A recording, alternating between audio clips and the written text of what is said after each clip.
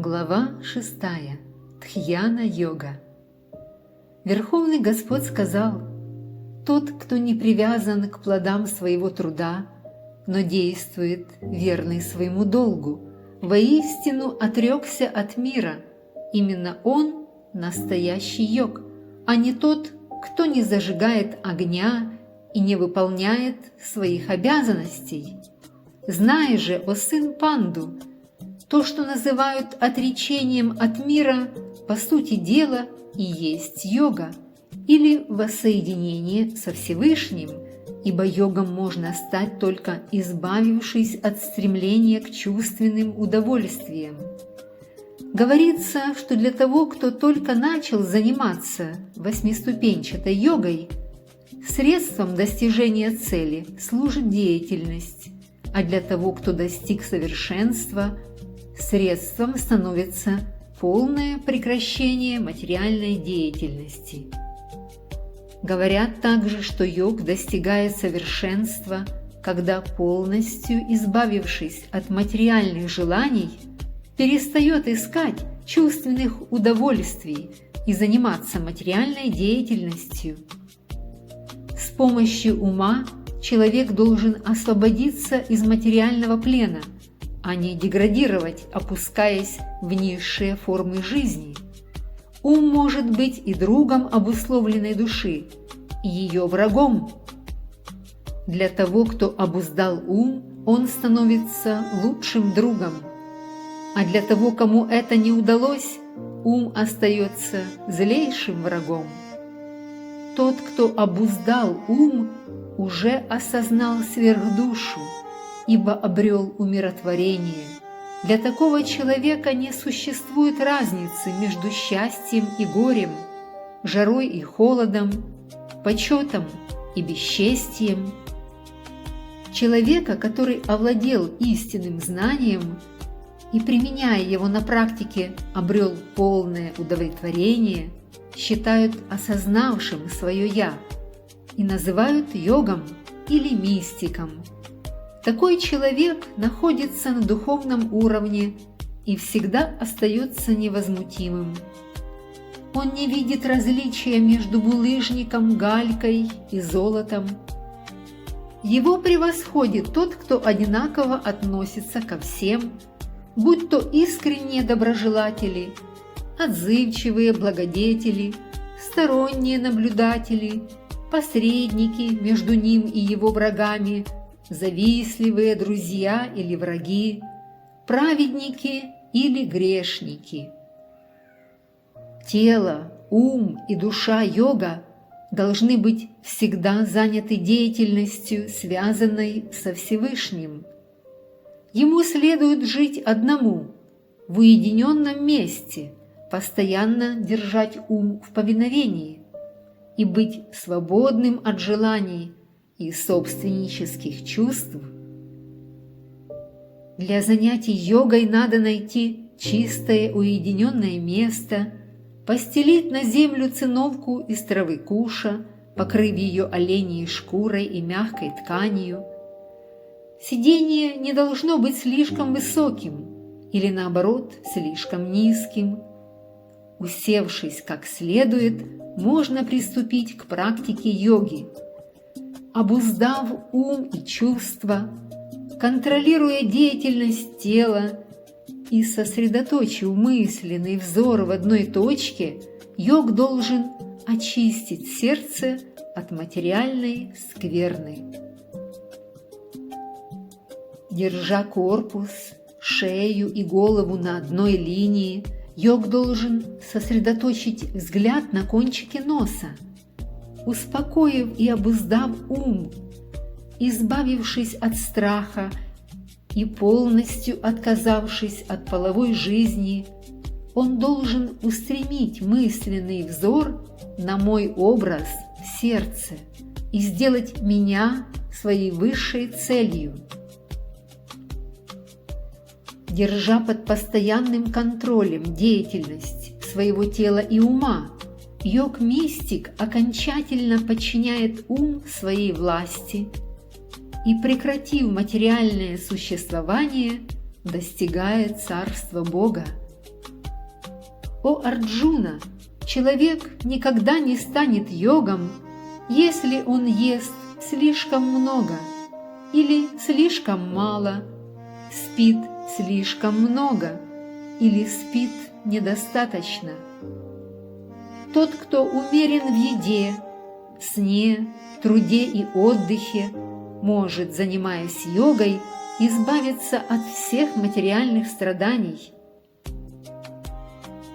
Когда йог упорядочивает деятельность ума и, освободившись от материальных желаний, достигает духовного бытия, его называют утвердившимся в практике йоги.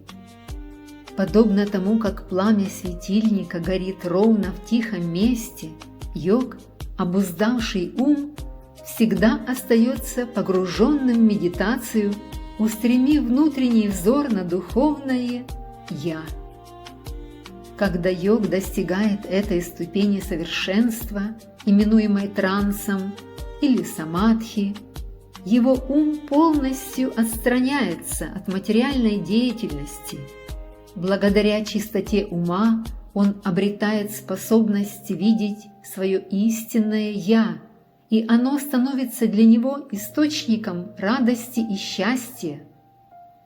Обретя удовлетворение, йог своими духовными чувствами ощущает безграничное духовное блаженство. Постигнув истину, он уже никогда не забывает ее и считает, что нет ничего превыше ее. Такой человек не теряет самообладания, даже сталкиваясь с величайшими трудностями. Вот подлинная свобода от страданий, возникающих от соприкосновения с материальным миром. Заниматься йогой надо с решимостью и верой, никогда не сходя с избранного пути. Необходимо избавиться от всех без исключения материальных желаний, возникающих в уме, и с помощью ума подчинить себе все чувства.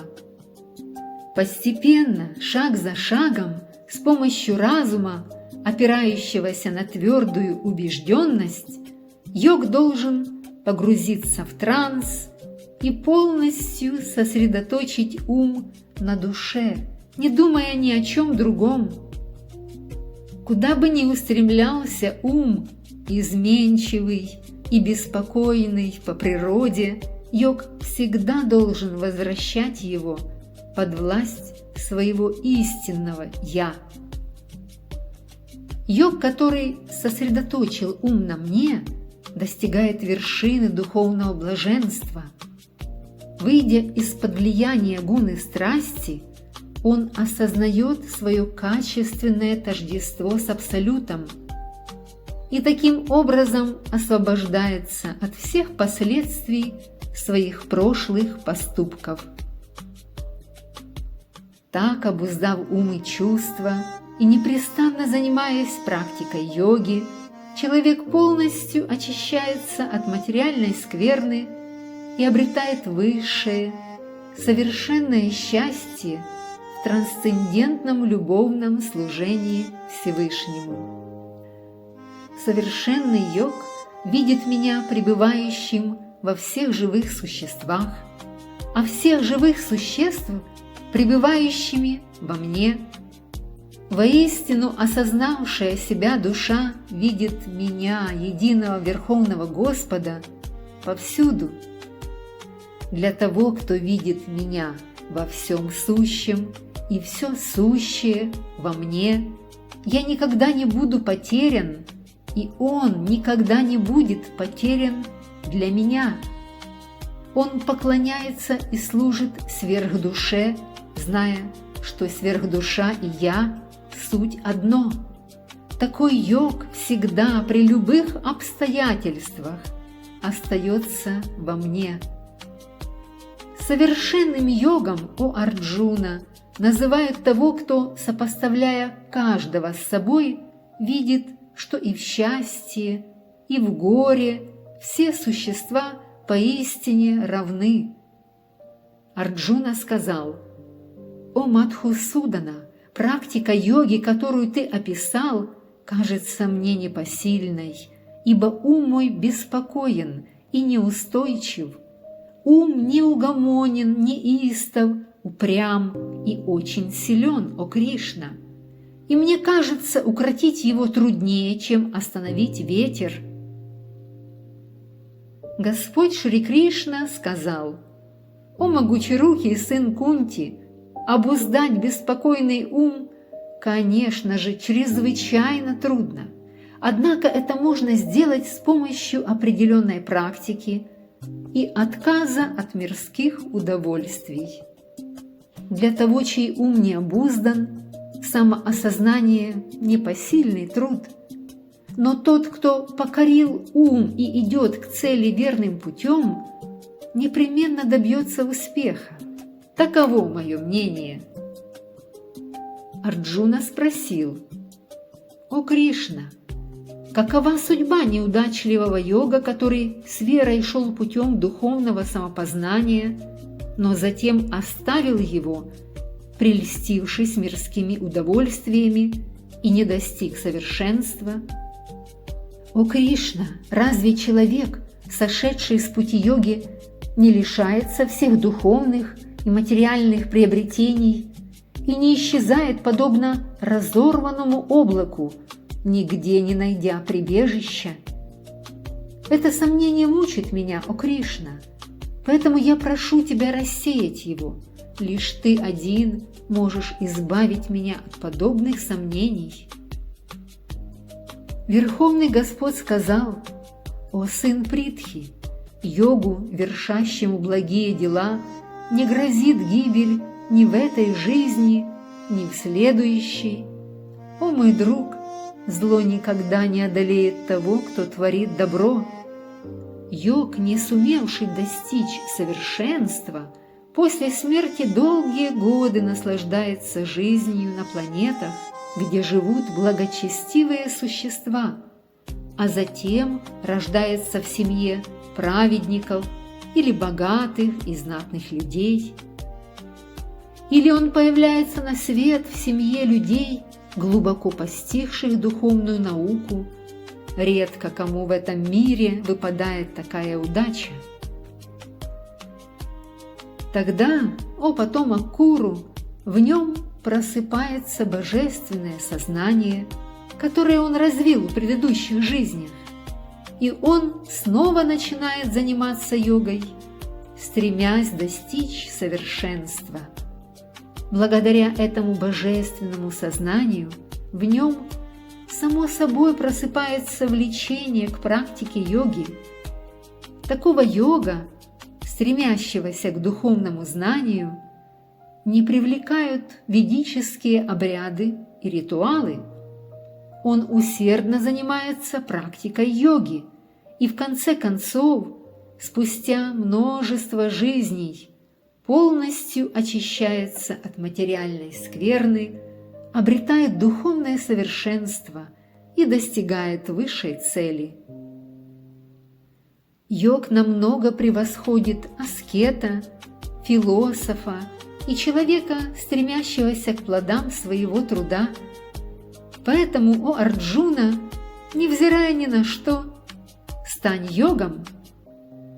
А из всех йогов тот, кто всегда погружен в мысли обо мне, пребывающем в его сердце, и исполненный непоколебимой веры, поклоняется и служит мне с любовью, связан со мной самыми тесными узами и достиг высшей ступени совершенства.